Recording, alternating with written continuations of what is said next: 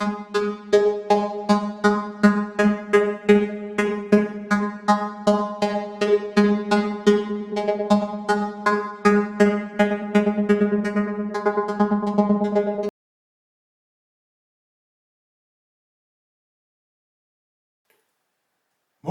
bienvenue sur Cocotte TV pour une nouvelle vidéo de présentation. Aujourd'hui, on le voit, nous avons du water cooling all-in-one avec le Gigabyte Aorus Water Force en 360 mm, 3 ventilateurs 220 mm avec bien entendu un éclairage RGB adressable sur les ventilateurs comme on peut le voir sur la photo, mais aussi sur le top de la pompe qui a d'ailleurs un très joli design. Alors, surprise, le produit n'est pas sorti, il est encore dans la boîte, on voulait tout simplement vous montrer les protections à l'intérieur.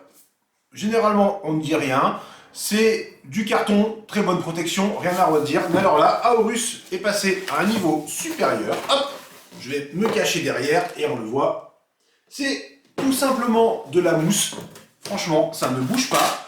Tout est bien rangé. Alors oui, ça fait beaucoup de mousse, ça fait beaucoup de déchets, mais au moins, on sera sûr que sur le transport, rien ne lui arrivera. Le tout pour un kit qui se trouve à 180 €, donc 360 mm, des tuyaux de 380 mm, 3 ventilateurs de 100 mm avec un éclairage RGB adressable et synchronisable. La même chose pour la pompe, 180 €. On se place donc plutôt dans la moyenne. Toutefois, disons-le de suite, au niveau des ventilateurs, de 950 à 2150 tours par minute. Autant le dire, ça devrait faire pas mal de bruit à plein régime, mais la plage PWM reste relativement large.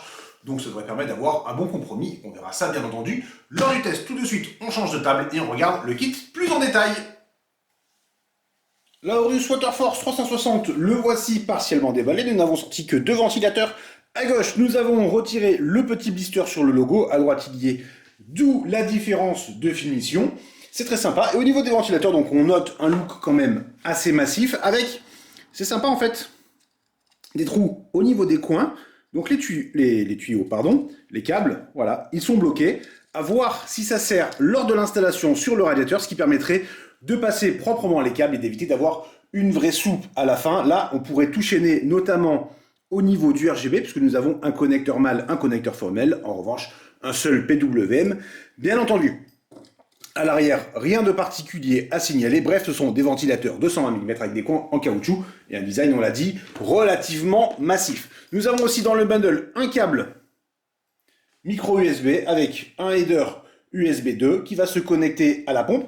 RGB Fusion 2.0, donc on peut passer par le logiciel maison de chez Aorus avec un connecteur coudé et on le voit, ça ne prend pas trop de place. Ça, c'est une très bonne chose. On a vu beaucoup trop de connecteurs qui prenaient énormément de place. Alors, non pas que ça gêne, puisque généralement ça reste dans le kit de fixation, mais en termes de design, c'est quand même pas terrible.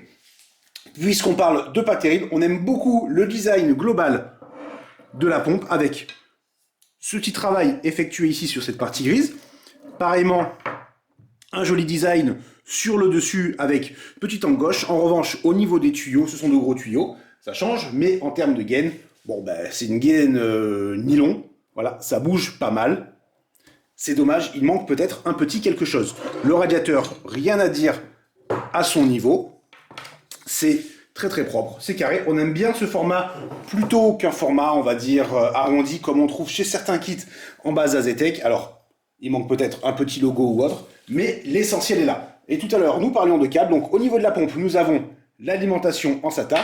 Et ensuite, ça va passer directement au niveau du tuyau pour ressortir avec le connecteur pour les ventilateurs et bien entendu le connecteur RGB. Bref, tout est là, 180 €. On verra ce que ça donne sur les performances très prochainement. En attendant, vous êtes à tous une excellente journée.